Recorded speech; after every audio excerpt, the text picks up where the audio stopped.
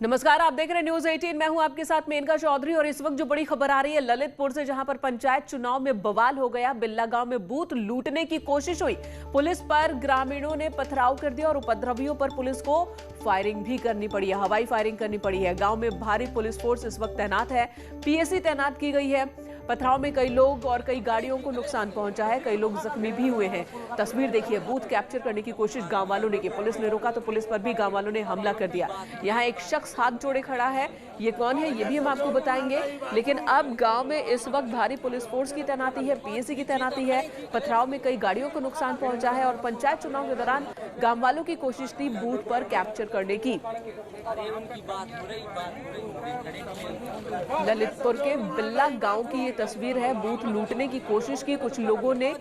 जब पुलिस ने रोकना चाहा तो गांव वालों ने पथराव शुरू कर दिया पुलिस टीम पर, जिसके बाद नौबत यहां तक पहुंच गई कि पुलिस को हवाई फायरिंग करनी पड़ी ताकि लोग शांत हो सके। और अब देखिए, तनाव की स्थिति अब भी पूरे गांव में बनी हुई है।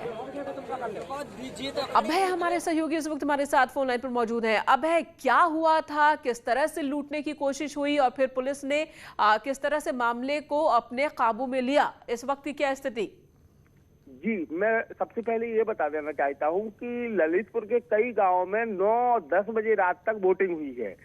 अगर बात की जाए बिल्ला गांव में, तो यहाँ एक प्रत्याशी के समर्थकों ने मतपेटी लूट कर ये लोग भाग रहे थे। जब पुलिस ने उनके लिए रोका तो वह पथराव करने लगे। पुलिस ने यहाँ फायरिंग की है। देर रात तक गांव में जमकर बवाल हुआ है। डीएम-एसपी की गाड़ी तोड़ी गई है, कई अधिकारियों को पीटा गया है। गांव में स्थिति बेहद तनावपूर्ण है। गांव में कई थानों की पुलिस फोर्स और जो है पीएसी बल तैनात किया गया है। जी, धन्यवाद अभय इस वक्त पूरी जानकारी देने के लिए।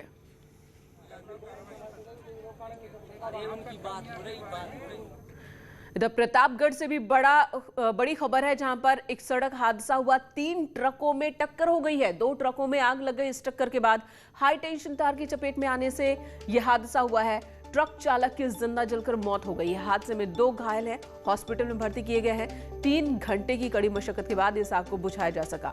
नगर कोतवाली के कटरा मेदनीगंज चौराहे का मामला है। हादसा जिसमें एक शख्स की जान चली गई, ट्रक ड्राइवर था वो। 3 ट्रकों की टक्कर हुई है, जिसके बाद 2 ट्रकों में आग लग गई। तीनों ही ट्रकों में भीषण टक्कर के बाद हालात जो हैं वो ऐसे हो गए कि एक ट्रक ड्राइवर खुद को बचा नहीं पाया, ट्रक में ही जिंदा जलकर उसकी जान चली गई। रोहित हमारे साथ है। रोहित, कैसे हुआ हादसा? जी, अपने दर्शकों को बताना चाहेंगे, ये बीती रात का जो है मामला है और ये एक ट्रक जो है लखनऊ की तरफ से आ रही थी तो दूसरी ट्रक जो है बनारस की तरफ से आ रही है। लेकिन जैसे ही नगर कोतवाली के कटरा मेदनीगंज के पास पहुंचती है, वैसे जो ट्रक हैं वो आपस में जो है टकरा जाती हैं और 3 ट्रक जो है आपस में टकराती हैं। और एक ट्रक जो है जो हाई टेंशन तार था हाईवे पे जो है बिजली का, उससे जा टकराता है और हाई टेंशन तार की चपेट में आने से जो है ट्रकों में जो है आग लग जाती है। और आप हमारी तस्वीरों में देख सकते हैं कि आग जो है कितनी विकराल है। और एक ट्रक में जो है भूसा जो है लदा हुआ था। तो जैसे ही ट्रक में आग करती है, विकराल रूप ले लेती है। घंटों तक जो है फायर ब्रिगेड के जो कर्मचारी हैं वो आग पे काबू पाने के लिए जो है कड़ी कसरत जो है करते हैं। और इसी दौरान जो एक ट्रक चालक है उसकी जो है जिंदा जो है जलकर जो है मौत हो जाती है और 2 लोग जो है गंभीर रूप से इस हादसे में जो है घायल हुए हैं। तो कहीं न कहीं घंटों तक जो है अफरा तफरी का माहौल रहा और फायर ब्रिगेड की गाड़ी थी, तमाम सारे ग्रामीण थे। आग बहुत ही विकराल थी और उसको जो है लगातार जो है बुझाने का प्रयास किया जाता रहा। हालांकि देर रात तक जो है आग पे जो है काबू पाया जा सका। रोहित, धन्यवाद पूरी जानकारी देने के लिए, तस्वीरें पहुंचाने के लिए। न्यूज 18 पर हमारे दर्शक देख पा रहे हैं भीषण सड़क हादसा। 3 ट्रकों की टक्कर होती है, फिर हाई टेंशन तार की चपेट में आने की वजह से एक ट्रक में आग लग गई, जिसने दूसरी ट्रक को भी अपनी चपेट में ले लिया। भूसा भरा हुआ था, आग तेजी से फैली। इतना भी वक्त नहीं मिला ट्रक ड्राइवर को कि वो बाहर निकल सकता। एक ट्रक के ड्राइवर की मौत हो गई है इस हादसे में। इधर कोरोना पर एक्शन जारी है। CM Yogi Adityanath corona control को लेकर समीक्षा बैठक करेंगे। टीम 11 के साथ ये मीटिंग होनी है। लखनऊ में सुबह 11 बजे ही बैठक होगी। वीडियो कॉन्फ्रेंसिंग के जरिए मीटिंग लेंगे सीएम योगी आदित्यनाथ। आइसोलेशन से लगातार काम कर रहे हैं और अब किस तरह से कोरोना पर और तेजी से रोक लगाई जा सके, इसे लेकर आज मीटिंग 11 बजे टीम 11 के साथ।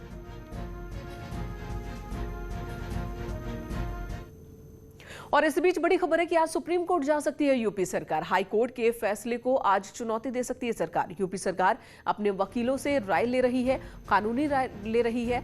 हाई कोर्ट ने 5 शहरों में पूर्ण लॉकडाउन के आदेश दिए हैं। 26 अप्रैल तक लॉकडाउन का आदेश हाई कोर्ट की ओर से है। पूर्ण लॉकडाउन नहीं लगाना चाहती यूपी सरकार।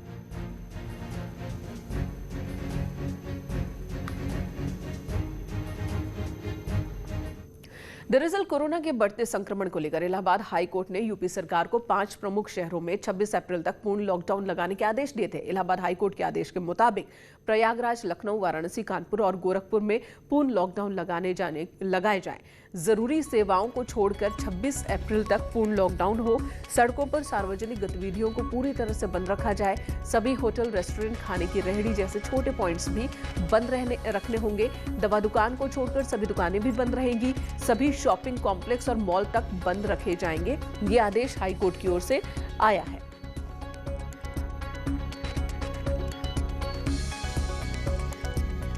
और लॉकडाउन के मसले पर जो हालात हैं, जो स्थिति इस वक्त उत्तर प्रदेश में, वो हाईकोर्ट बनाम सरकार की हो गई है। हाईकोर्ट के आदेश पर सरकार का कहना है कि हाईकोर्ट ने अपने ऑब्जर्वेशन दिए हैं और साथ ही साथ सरकार को निर्देश दिया, लेकिन राज्य सरकार अपनी तरफ से जवाब दाखिल कर रही है जिसमें वो लॉकडाउन नहीं लगाएगी, लेकिन ज्यादा से ज्यादा सख्ती जरूर की जाएगी। सरकार के क्या तर्क है, ये भी हम आपको बता दें। सरकार के तर्क है, प्रदेश में कोरोना के मामले जरूर बढ़े हैं, लेकिन कोरोना के नियंत्रण के लिए सख्ती जरूरी है। इसके लिए सरकार ने कई कदम उठाए हैं और आगे भी सख्त कदम उठाए जा रहे हैं। सरकार का कहना है कि जीवन बचाने के साथ गरीबों की आजीविका भी बचानी है, इसलिए शहरों में संपूर्ण लॉकडाउन अभी नहीं लगेगा। लोग खुद कई जगह बंदी कर रहे हैं। इधर दिल्ली में 6 दिन का लॉकडाउन लग गया है, तो वहीं यूपी सरकार 5 शहरों में लॉकडाउन लगाने के फैसले के खिलाफ सुप्रीम कोर्ट जाने के मूड में है। हाई कोर्ट के फैसले को योगी सरकार सुप्रीम कोर्ट में चुनौती देगी।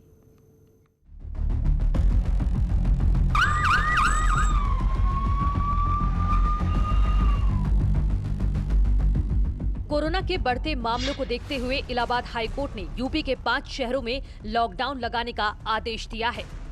लखनऊ, प्रयागराज, कानपुर, वाराणसी और गोरखपुर में लॉकडाउन लगाने के लिए कहा है। इस आदेश के पीछे वो आंकड़े हैं जो डराने वाले हैं। लखनऊ में अब तक कोरोना से 1500 ज्यादा लोगों की मौत हो चुकी है। प्रयागराज में 500 से ज्यादा कोरोना मरीजों की मौत। कानपुर में मरने वालों की संख्या 942 से ज्यादा है। वाराणसी में 515 और गोरखपुर में अब तक 380 लोगों की जान जा चुकी है। मरने वालों की संख्या और ज्यादा है और इन्हीं आंकड़ों को देखते हुए हाईकोर्ट ने 5 शहरों में लॉकडाउन लगाने के लिए कहा है। कोर्ट के मुताबिक इस दौरान 5 जिलों में सरकारी और प्राइवेट दफ्तर बंद रहेंगे। इसके साथ ही केवल जरूरी सेवाओं को ही छूट दी जाएगी। 5 शहरों में बैंक और एटीएम खुले रहेंगे। लेकिन यूपी सरकार ने इस फैसले के खिलाफ सुप्रीम कोर्ट जाने का मन बना लिया है। यूपी सरकार का कहना है कि इन 5 शहरों में लॉकडाउन नहीं लगाएंगे, बल्कि सख्ती से कोरोना के नियमों का पालन कराएंगे। मुख्यमंत्री कार्यालय के मुताबिक कोरोना वायरस के प्रसार पर अंकुश लगाने के लिए उत्तर प्रदेश में वीकेंड लॉकडाउन जारी रहेगा। यूपी सरकार के इस फैसले पर समाजवादी पार्टी ने सवाल खड़े किए हैं।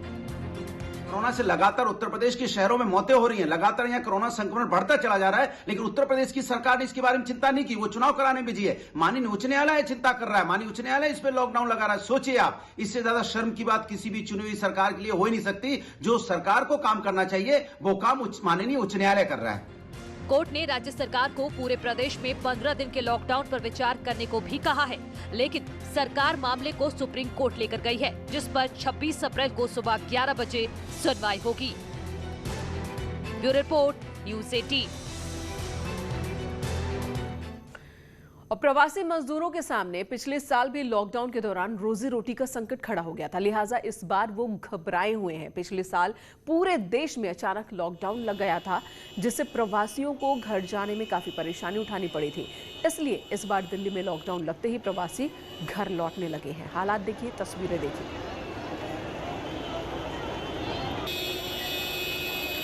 कोरोना बढ़ा तो लोगों की चिंताएं भी बढ़ी। चिंताएं बढ़ी तो सरकारों ने भी अलग अलग फार्मूले आजमाए। जहां यूपी सरकार ने एक और रात्रि कर्फ्यू लगाया, 35 घंटे का लॉकडाउन भी किया, वहीं दूसरी ओर आज दिल्ली सरकार ने भी रात 10 बजे से 1 हफ्ते का पूर्णतः लॉकडाउन लगा दिया। तस्वीरें ठीक मेरे पीछे आप देख सकते हैं। जितने भी प्रवासी मजदूर हैं, किस तरीके से कई हजार की तादाद में यहाँ पर प्रवासी मजदूर पहुंचे हुए हैं, क्योंकि बीते साल इसी तरह के कुछ हालात पैदा हुए थे और पूरे देश में लॉकडाउन लगा था।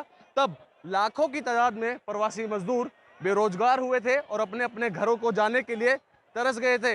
यही कारण भी रहा कि अब वही प्रवासी मजदूर दोबारा से अपने अपने गंतव्य स्थानों को जा रहे हैं। और आप देख सकते हैं, जहां तक भी आपकी नजरें जाएंगी वहां तक सिर्फ और सिर्फ प्रवासी मजदूर आपको नजर आ रहे होंगे। वजह साफ है कि जिस तरीके से लगा हुआ है यहाँ पर लॉकडाउन, उस तरीके से यहाँ के जो लोग बाग हैं वो भी यहाँ परेशान हो रहे हैं और यहाँ पर जो लोग हैं लगातार इनकी तादाद बढ़ती जा रही है। तो ये कहना अतिशयोक्ति नहीं होगा कि लोगों को अभी भी इस बात का डर है कि ये जो 1 हफ्ते का लॉकडाउन है कहीं और ज़्यादा ना बढ़ जाए। इसी के चलते यहाँ पर हजारों की तादाद में प्रवासी मजदूर पहुंचे हैं और अपने अपने गंतव्य स्थान की तरफ जा रहे हैं। कैमरा पर्सन शिवम के साथ अमित राणा, न्यूज़ 18 उत्तर प्रदेश। और न्यूज 18 भी बार बार लोगों से यही अपील कर रहा है कि घबराने की जरूरत नहीं है। रेल मंत्रालय ने भी यही बात कही है कि ट्रेन पहले की तरह ही चलती रहेंगी। फिर भी रात में लोगों की भीड़ आनंद विहार के बाहर देखने को मिली है। भारतीय रेलवे सामान्य रूप से अपनी यात्रा ट्रेनें चला रही है, ये कहना है रेल मंत्रालय का। महामारी की स्थिति को ध्यान में रखते हुए यात्रियों से अनुरोध है कि वे किसी भी तरह की अफवाह या फिर अटकलों से बचें। स्टेशन पर तभी आएं जब उनकी कंफर्म या फिर आरएसी टिकट हो।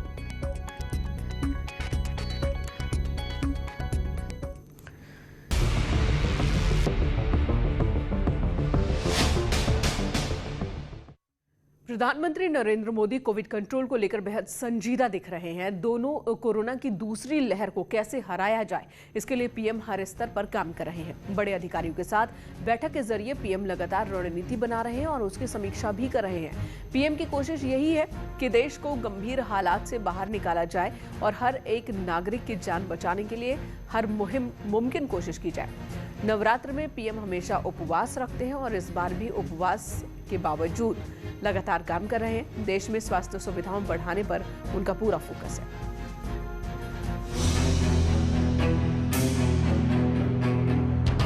प्रधानमंत्री मोदी देश को कोरोना संकट से बाहर निकालने के लिए लगातार काम कर रहे हैं। नवरात्र में उपवास होने के बाद भी दिन भर वो देश के अंदर महामारी से निपटने के हालातों पर फोकस रखते हैं। नवरात्र के 7वें दिन भी पीएम ने मैराथन बैठक की। सोमवार को प्रधानमंत्री ने सबसे पहले वैक्सीनेशन को लेकर अहम बैठक की। इस बैठक में वैक्सीनेशन का व्यापक अभियान चलाने का फैसला हुआ। देश में अब 18 साल से ऊपर के हर शख्स को कोरोना का टीका लगाया जाएगा। वैक्सीनेशन पर बैठक के बाद प्रधानमंत्री ने कई राज्यों के मुख्यमंत्रियों से फोन पर बात की और कोविड कंट्रोल पर चर्चा की।